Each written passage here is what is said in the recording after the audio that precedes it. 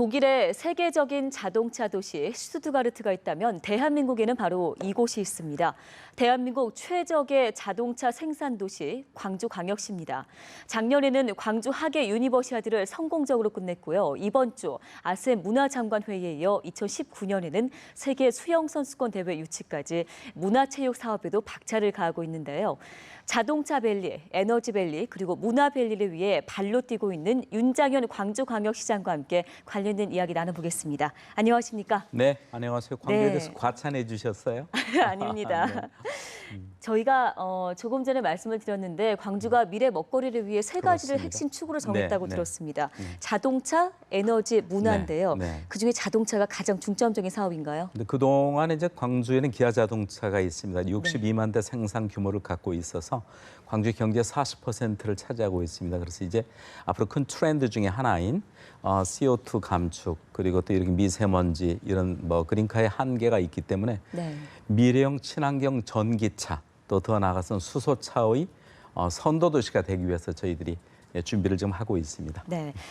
이런 사업과 관련해서 정부와 정치권에서도 굉장히 관심이 크다고 들었습니다. 네, 그렇습니다. 사실은 이제 우리 지금 경제가 여러 가지로 어렵지 않습니까? 이 어려움을 극복해야 될 여러 가지 길이 있지만은 피해서는 안 되고 반드시 가야 될 길 중에 하나가 노사 문제라고 생각합니다. 노사 문제와 적정 임금 그리고 청년의 고용 문제가 가장 문제인데요.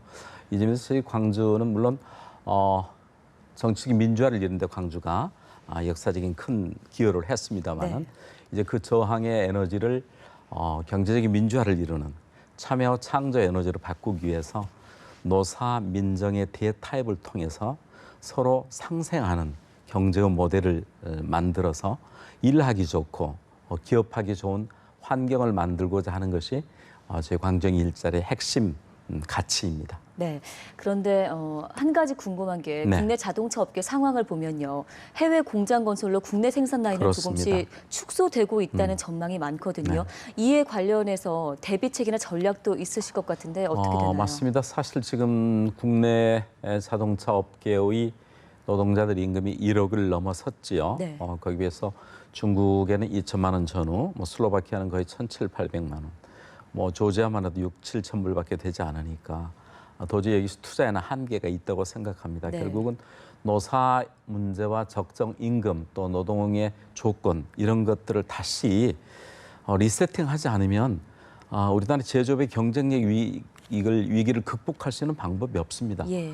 이건 마치 이 길을 말고 다른 길이 있다면은 그 길을 한번 이렇게 가볼 수 있겠지만은 이 길을 통과하지 않고서는 대한민국의 경쟁 위기 그리고 제조업의 르네상스를 도저히 가져올 수 없다 하는 엄혹한 생각 속에서 사실은 제가 그 히말라야 원정대를 몇 번 끌고 다녀온 적이 있습니다. 그래서 그 거대한 벽 앞에 선 인간은 굉장히 나약해 보였지만은 네. 용기와 희망을 갖고 함께 나아가면 극복됐던 그런 생각을 가지고 지금 현재까지 광주에서는 광주시에서 노사관계를 정부에만 맡기지 않고 지방정부에서 사회통합 추진단을 만들어서 이 문제를 지역의 노동조합 그리고 시민사회단체 경영축과 함께 노사민정의 대타협 그래서 더 좋은 일자리 만들기 위원회를 네. 2월까지 만들어서 단계적으로 가고 있습니다. 다행스럽게 아직은 순항하고 있다고 보고 말씀드릴 수 있습니다. 네. 반가운 소식도 있던데요. 중국 자동차 공장이 네. 광주에 들어서나요? 외국 기업이 그 자동차 공장을 국내에 짓는 첫 번째 사례라고 하던데 네. 추진 상황 어떻게 되고 있습니까? 그렇습니다. 한중 FTA 이후로 거의 아까 말씀드렸듯이 국내 기업들이 나가고 있는 판에 네. 중국의 조일홍 자동차라고 중국의 강소성 양주시에 있는 자동차 회사입니다. 거기에서 지금 2020년까지 10만 대 생산 규모로서 2,500억 정도를 투자할 수 있는 그런 MOU가 계획되고 지금은 6월 말까지 해서 한국 법인 설립을 위해서 서로 협업하고 있고 결국 이제 국내 자동차 인증을 받아야지 예. 그 사람들이 원하는 것은 한국의 부품이 51%만 들어가면 메이드 인 코리아로 이렇게 팔 수 있기 때문에 그런 조건을 맞추기 위해서 지금 서로 협업을 열심히 하고 있습니다. 네. 여러분 이렇게 외국의 기업들도 광주에 국내에 둥지를 둘 수 있다면은 그런 조건을 저희들이 제3지대에 새로운 법인을 만들고 또 지방 정부가 그런 일들에 대해서 정확히 같이 필요하다면 일정 정도 정말 확실한 책임을 지면서 미국이나 일본이나 독일 같이 제조업에 리턴이 돼서 청년들의 일자리, 청년들의 눈물을 닦아줄 수 있는 그런 기회를 광주에서 만들어 보고자 하는 것입니다. 네, 분명 지역 경제 활성화와 일자리 창출에 기여되는 부분이 있을 것으로 보이는데요.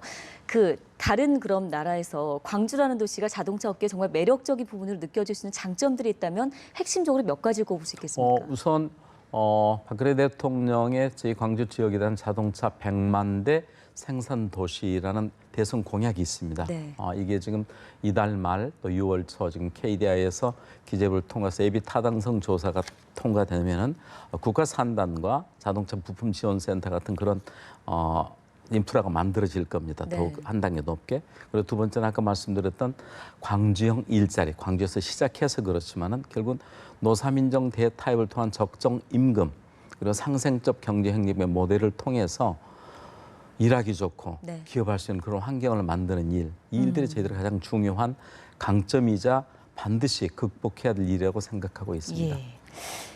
광주광역시가 또 청년 정책에 있어서 굉장히 타도시보다 선도적으로 나아가고 있다고 들었습니다. 어떤 내용인가요?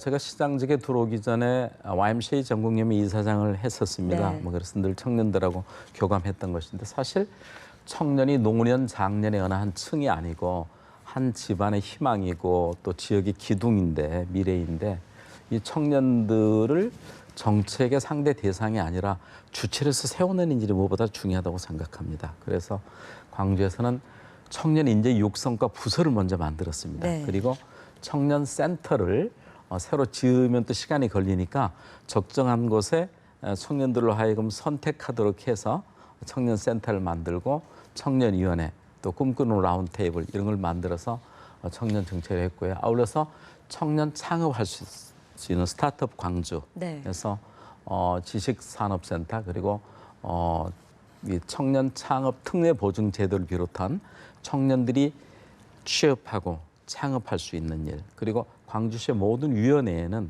청년들 할당을 해서 반드시 10% 청년들이 들어와서 모든 그 의사 결정 정책 과정에 참여하는 구조를 만들고 있습니다. 네. 정부에서도 지금 뒤늦게 국무총리실 산하에 청년위원회를 지금 설치하겠다고 하고 있는데 광주는 2년 전부터 와서 상당히 청년들이 이제 그 문화의 창업까지도 다양한 형태로서 지금 진화하고 있습니다. 네. 광주 소식 중에 또 하나 빼놓을 수 없는 게 모레 이제 열리게 되는데 아세안 문화장관 회의 열리게 되잖아요. 네, 어떤 네. 회의인가요? 작년에 이제 아시아 문화 전당이 12월 달에 개관을 했습니다. 예, 저도 개관식 뉴스에서 본 거 기억납니다. 네. 그런데 예. 아셈 그러면 아시아 유럽 문화 장관들이 53개국에서 이번에 참석을 하게 됩니다. 그래서 창조, 경제, 문화 이거 융합에 대해서 서로 의견을 나누게 되는데 네. 아시는 바처럼 광주는 전통적인 내향이었고 또 광주 비엔날레, 광주 디자인 비엔날레 뭐 이런 걸 통해서 문화적 인프라가 굉장히 풍성한 곳입니다. 네. 거기에 새로운 이제 이렇게 창조 경제와 아시아 문화 전당을 통한 아시아를 향한 문화의 소통과 허브 도시로서 역할들이 더욱더 이번에 확실하게 될 걸로 기대됩니다. 네. 작년에 하계 유대 성공적으로 참 잘 마치셨는데요. 네. 이제 3년 뒤네요. 2019 세계 수영 선수권 대회. 참 우여곡절도 예, 좀 있었습니다. 많은 유치 것을 과정 알고 있는데 중에. 준비 상황 어떻게 되고 네. 있습니까? 그렇습니다. 수영 대회는 이제 올림픽 그리고 또 뭐 월드컵 경기가 세계 뭐 4대 메가 스포츠 대회인데요. 네. 핵심은 저비용 고효율의 신화를 다시 한번 쓰는 것이죠. 그래서 저희들이 유대회 때 그런 성공, 그 성공은 사실은 메르스를 구체적으로 극복했던 대회이기도 합니다. 네. 그래서 지난번 유대회 때 그런 수영장 같은 국제 규격장이 있어서 필요한 임시 풀장만 좀 이렇게 만들면은 큰 예산이 들어가지 않고도 할 수 있는 인프라가 갖춰져 있고 무엇보다도 시민들의 자원봉사의 참여 이런 그 시민들의 참여 의식이 높기 때문에 저비용 고효율로서 새로운 또 광주의 신화를 쓸 자신이 있습니다. 네, 알겠습니다. 관련된 기사 저희가 또 긍정적인 소식으로 이어지길 바라면서 관심 네. 있게 지켜보겠습니다. 네. 오늘 먼 길 와주셔서 고맙습니다. 인터뷰 네. 여기서 마무리하겠습니다. 네, 고맙습니다. 고맙습니다.